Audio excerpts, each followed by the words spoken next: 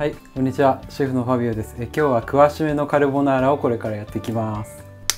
まず最初は卵黄と全卵の半々で作るタイプのカルボナーラです。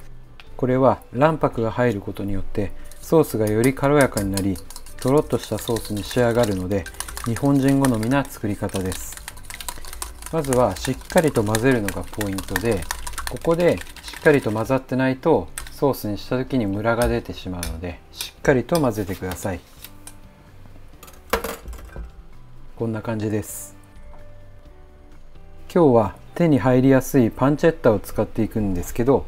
現地ではグアンチャーレといって頬肉の塩漬けを使っていくのが伝統的な作り方です。これは豚の加工品であれば何でも大丈夫だと思うので、お好みのものでやってみてくださいね。もちろんベーコンでも大丈夫です。今日使っていく麺は 1.7mm のテフロンタイプのスパゲッティーニです。この後ソースに茹で汁を加えていくので 1% のパスタ湯で8分茹でていきます。そもそもカルボナーラとはイタリア・ローマの三大パスタの一つと言われていて、炭焼き職人風という意味のパスタです。その職人が仕事の合間に作る際に炭の粉がパスタへとこぼれ落ちることが由来になっている説が有力です。入っていく材料はペコリーノロマーノチーズ、黒胡椒、グアンチャーレ、卵が入ったシンプルなパスタです。現地ではスパゲッティやトンナレッリ、リガトーニと合わせることが多いです。まずはしっかりとカリカリにパンチェッタを炒めていって、オイルの中に粗めの黒胡椒をすって香りを立てていきます。ここで半分ほど取り除いていくんですけど、最後のトッピングにカリカリのパンチェッタを乗せていきます。ここで約 100cc の茹で汁を入れて茹で上がりまで火を切っておきます。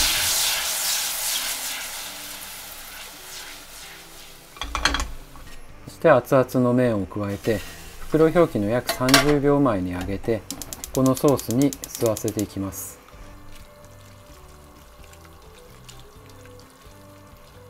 カルボナーラっていうのはここの加える卵の温度帯がとても大切で、だいたい60度から70度の間で入れてあげるといい感じになるんですけれど、これが温度が低すぎてもシャバい状態になってしまうし、70度超えると炒り卵になってしまうので、感覚の部分が大切で、湯気が上がってきて軽く落ち着いてきたぐらいに卵の液を一気に入れます。そして火を止めた状態で素早く混ぜ合わせる。で、卵がいい感じに固まってくるので、固まってきたところにチーズを加えてマンテカーレして混ぜ合わせていきます。かなりいい状態ですね。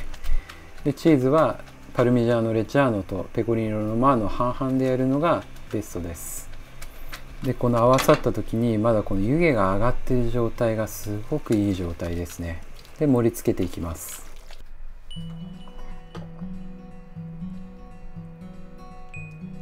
で、これが冷たい状態になってもソースが固まってない状態がかなりいいカルボナーラと言われています。で、今熱々の状態で最後に黒胡椒をかけた時にこの湯気とともに立ち上る香りを楽しんで、そしてトッピングのこのカリカリのパンチェッタ、そして少し多いパルミジャーノをして香りを楽しみながらいただきます。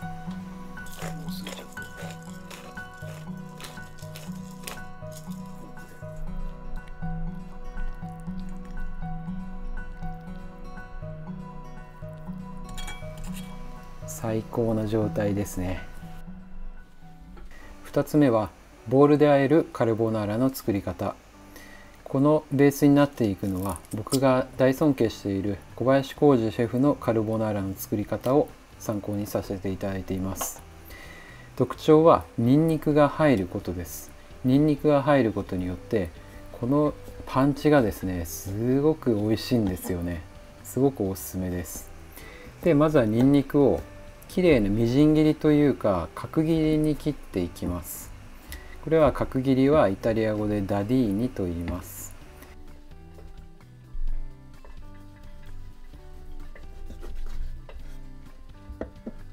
でパンチェッタも同様ダディーニに切っていきます。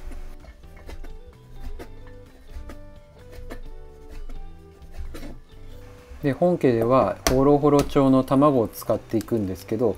今日は普通の卵でやっていくんですけど、大事なことが卵は、割った時に常温に戻しておく。そして S 卵でやるとボウルで和えるだけでとろっとなるんですけど、今日は M 卵でやっていくので、その際は湯煎を準備していくっていうことがとても大切です。でパンチェッタを焼いていきます。で加工品のこの豚肉を焼く時は、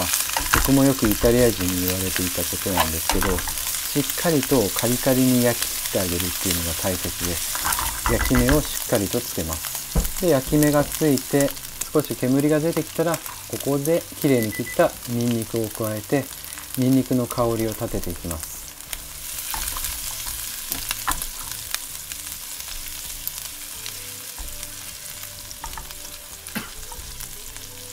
でニンニクが色づいてきたら、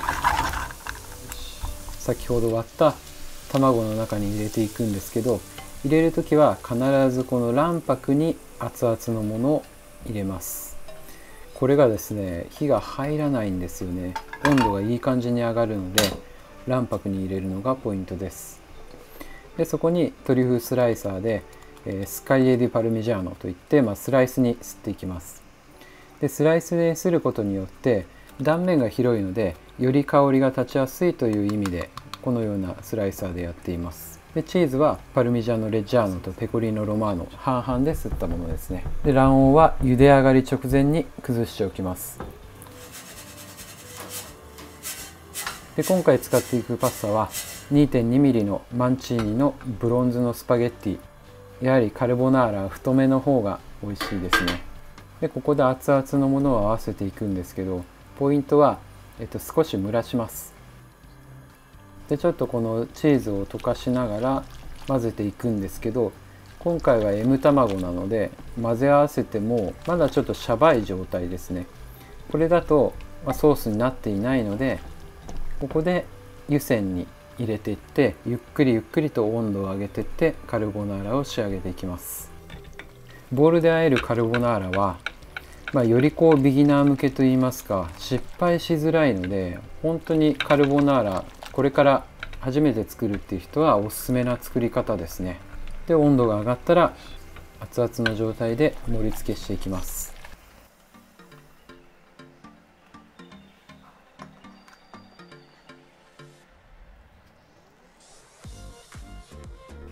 でこのカルボナーラは全部綺麗な角切りにしてあるので、ちょっとラグソースのカルボナーラっていう感じですね。で粗めの黒胡椒をたっぷり吸って、ここでポイントは最後に柔らかいエクストラバージンオリーブオイルをかけるのが、ポイントです。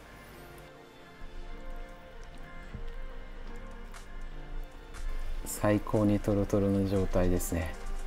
これで完成です。そして最後が、これは僕が現地のトラットリアで働いてた時に作っていたイタリア版のカルボナーラです。使っていくパスタはメツェマニケといってショートパスタなんですけど、13分茹で時間がかかるので、かなりしっかりしたショートパスタですね。でそのショートパスタに合わせて、今回パンチェッタはかなり厚めの肉々しさを残して切るのがポイントです。で卵は卵黄のみ使っていきます。この作り方は、この卵黄の中にすでにチーズをたっぷり吸っておいて、卵黄のペーストをあらかじめ作っておきます。感覚的に言ったら味噌を作るようなイメージで、本当にしっかりとしたペーストにしていきます。こんな感じです。ここで厚切りのパンチェッタを炒めていきます。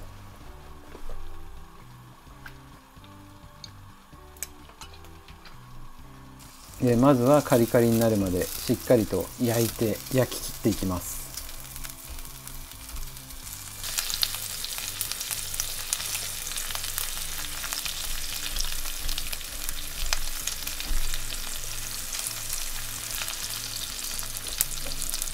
パンチェッタがカリカリになってきたので、茹で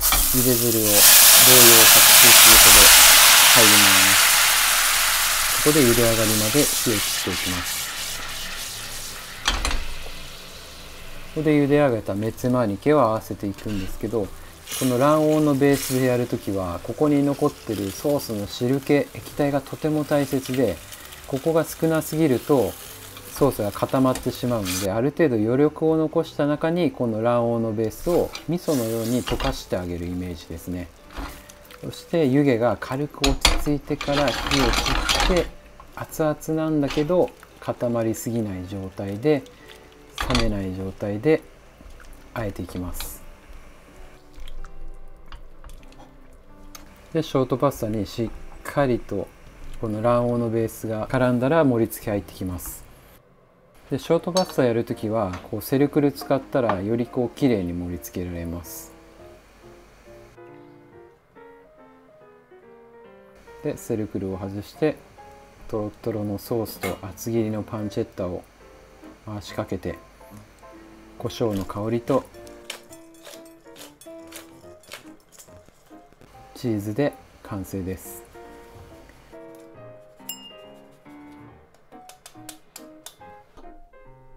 それではまた次の世界シリーズでお会いしましょう。